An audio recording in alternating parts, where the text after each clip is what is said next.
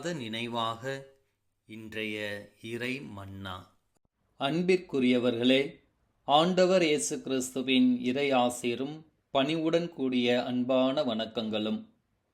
யோவான் நற்செய்தி 3வது அதிகாரம் 13 முதல் 17 வரை உள்ள இறைவார்த்தைகள் இன்றைய நற்செய்தி வாசகமாக நமக்கு கொடுக்கப்பட்டுள்ளது.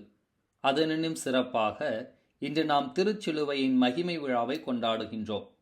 இந்நாளின் மைய கருத்தாக சிலுவை பற்றிய நமது தனிப்பட்ட புரிதல்கள் யாவை எனவும், சிலுவை மீது நமக்கு தனிப்பட்ட அன்பும் ஈர்ப்பும் இருக்க வேண்டும் என்பதையும் பற்றி சிந்திக்க அழைப்பு விடுக்கின்றது.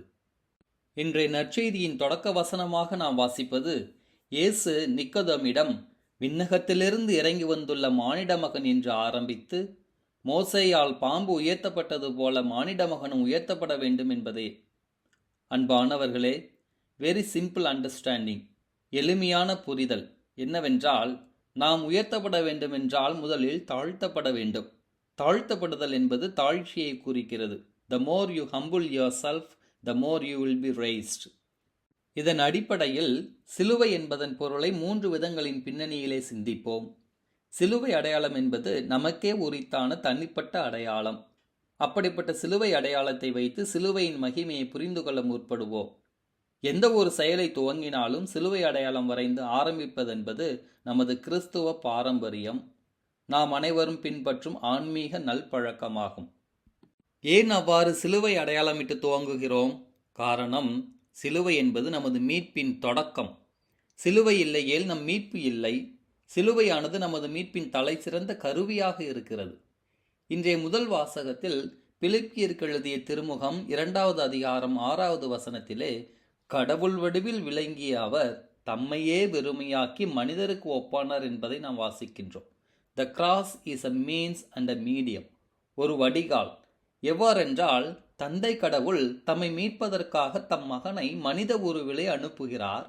ஆகவே கடவுளுக்கு இணையாயிருக்கும் நிலையிலிருந்து மனித நிலையை அடைய கருவி, ஒரு மீடியம் தேவைப்படுகிறது. ஆகவே அன்னை மரியாள் மீட்பின் முதல் கருவியாக தேர்ந்தெடுக்கப்பட்டு அவரது உதிரத்தின் வழியாக தன் மகனை இந்த உலகுக்கு மனிதராக பிறக்க வைக்க தந்தை கடவுள் திருவுளம் கொள்கிறார். ஆகவே சிலுவை அடையாளத்தில் தந்தை என்று நாம் உச்சரிக்கின்ற போது நமது மீட்பின் தொடக்கத்தை நினைவு கூறுகிறோம். ஆக மீட்பின் முதல் கருவி அன்னை மரியாள். இரண்டாவதாக, தந்தையின் திருவுளம் ஏற்றுவந்த இறைமகன் இயேசு அத்திருவுளத்தை நிறைவேற்ற தனது கருவியாக, ஒரு மீடியமாக சிலுவையை தேர்ந்தெடுக்கின்றார். சிலுவையின் வழியிலே மீட்பின் திட்டம் தொடரப்படுகிறது.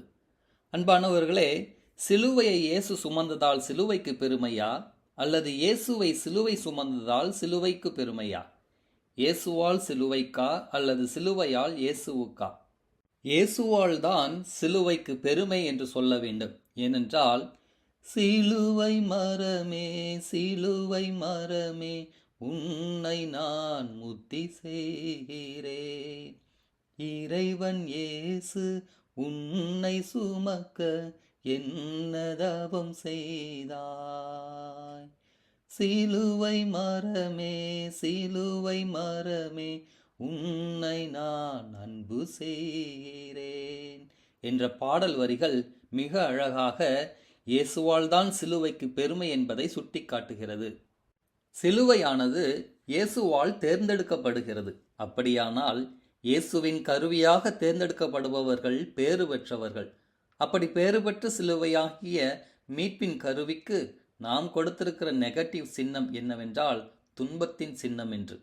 முதலில் இத்தகைய பழைய புரிதலை நமது சிந்தனையிலிருந்து நாம் நீக்க வேண்டும். சிலுவையை நாம் கொண்டாட வேண்டும். சிலுவையை போல் நாமும் இயேசுவால் பயன்பாட்டிற்காக நம்மையே அர்ப்பணிக்க வேண்டும். அவர் நம்மை பயன்படுத்தினால் நாம் மற்றவர்களுக்கு ஆசீர்வாதமாக இருப்போமே ஒழிய துன்பமாக, சாபமாக ஒருபோதும் இருக்க மாட்டோம். ஆக சிலுவை அடையாளத்தின் இரண்டாவது செயல் மகன் என்று நாம் உச்சரிக்கின்ற போது சிலுவையின் மகிமை, சிலுவைதான் மீட்பின் சின்னமாக இருக்கிறது. அந்த சிலுவையின் வழியே இயேசு நம்மை மீட்டெடுத்து கொண்டார் என்பது நமக்கு நினைவுக்கு வர வேண்டும். மூன்றாவதாக, சிலுவை அடையாளத்தின் போது தூய ஆவியின் பெயராலே என்று இடது மற்றும் வலது தோற்பட்டைகளை தொடுவது திரு அவையில் நமது மையமான திவ்ய நற்கருணையை குறிக்கிறது. திவ்ய நற்கருணைக்கும் திரு அவைக்கும் தூய ஆவியானவருக்கும் என்ன பொருத்தம் இருக்கிறது என்பதை நீங்கள் யோசிக்கலாம். காரணம், இயேசுவின் விண்ணேற்றத்திற்கு பிறகு தூய ஆவியை நம் அனைவருக்கும் துணையாளராக இயேசு கொடுக்கிறார். அத்தூய ஆவியே தொடக்கத்திலிருந்து இன்றளவும் திரு அவையை வழிநடத்தி வருகிறது. அதற்காக அத்திரு அவையை வழிநடத்துவதற்கு இயேசு தேர்ந்தெடுத்து கொண்ட கருவி திவ்ய நற்கருணையே. தனது உடலையே நமது திரு அவையின் பிரசன்னமாக, திரு அவையின் மையமாக, திரு உணவின் வடிவில் நம்மை நாளும் வழி நடத்துகிறார்.